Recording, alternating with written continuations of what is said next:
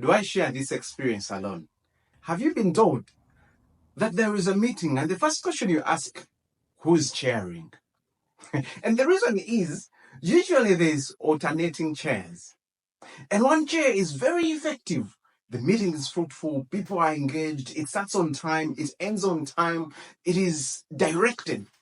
And then sometimes the other chair, for the lack of a better word, is useless. You go nowhere, you're just there. But the question is, have you asked yourself, which type of chair are you? The good chair or the alternate chairperson?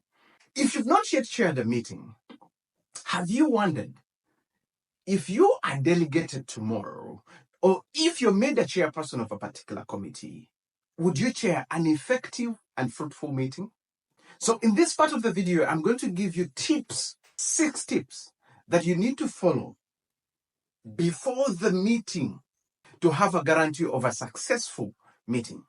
So tip number 1, define the purpose of the meeting. Set clear goals and objectives. What do you want to achieve by the end of the meeting? If you've just been delegated to chair that meeting, the first question that you need to ask the person who has tasked you to chair the meeting is, what do you expect from this meeting? Because the meeting is not a social gathering where we're going to say, come at leisure, leave at leisure. It should have a purpose, not just the agenda, a purpose. At the end of the meeting, do you want to come up with a report? Do you want to come up with a proposal? Do you want to ignite people's passion to fulfill their responsibilities in the committee, in the organization, in the department? What is the purpose of the meeting?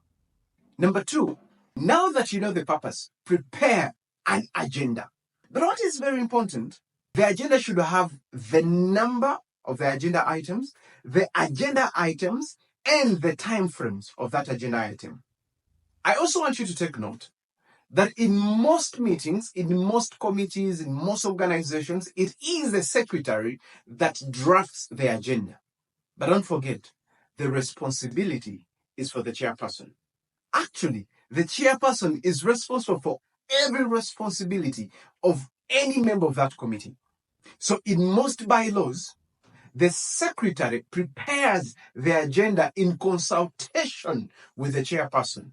So it is your job to make sure that the secretary has prepared an agenda that will help you achieve the purpose for which the meeting is being convened.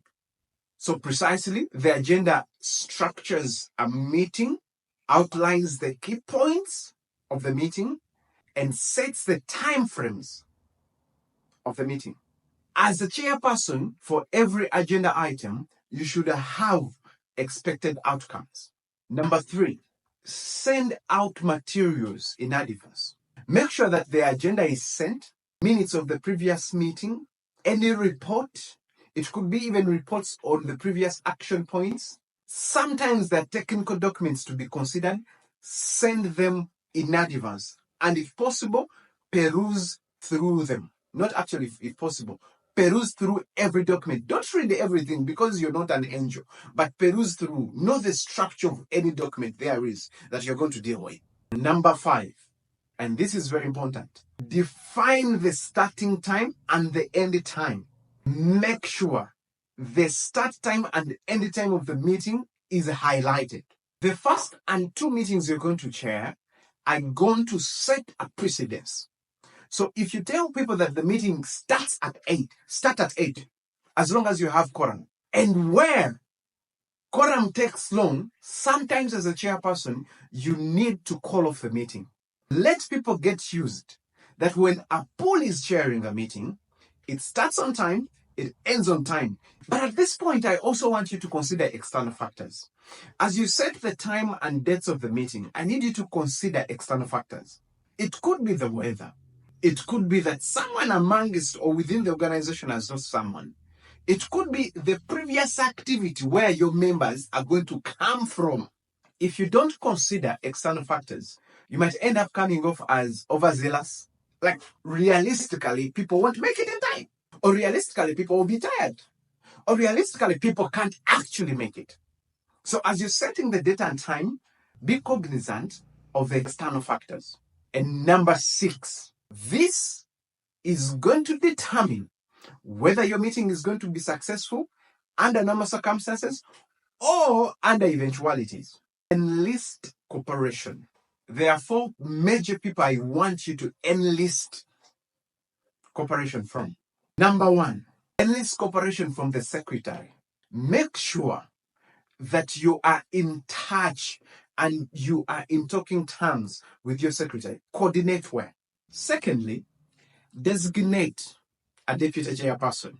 Now, I don't mean that the committee does not have a vice chairperson. He could be there, he may not be there. If he's there, better. But if he's not, I am telling you, before the meeting begins, jokingly or seriously, tell someone, meanwhile, if anything happens, you chair this meeting, especially if there's some anticipation of some interruptions. But either way, at all times, there should be someone who knows, in the event I am out of the meeting, take over, especially for online meetings.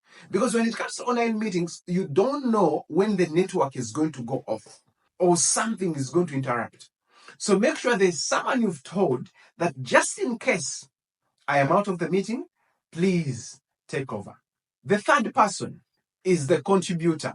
Let me tell you, you've never been in a meeting and you ask people to contribute or say something and no one has nothing to say. Especially in groups or communities where you're not friendly, like you don't know each other, you're not well conversant with each other. People are a little bit skeptical or fearful or nervous or anxious. And for the time I've chaired meetings, I've realized usually everyone is waiting for the first person. They have something to say. They have a view and they have a perspective, but they are waiting for the person to break the ice. So it is very important to get someone who will be breaking your ice, the contributor. And lastly, the first agenda person. Who is the first agenda person? Whoever you put as the first person on your agenda, maybe the person who's going to lead a prayer, maybe someone who's going to give the welcoming remarks, whoever is going to be in your first agenda items, 1, 2, 3, please, for the success of your meeting, they are almost more important than the keynote guy. Because even if you have the required quorum, but the first persons on the agenda are not available, you can't proceed. And sometimes some agenda items are informed by the prior agenda items. So make sure you engage them and request them to come in time. And at the same time, for them to be prepared. Because when they are not well prepared, if their agenda presentation affects other items, the meeting is done, right?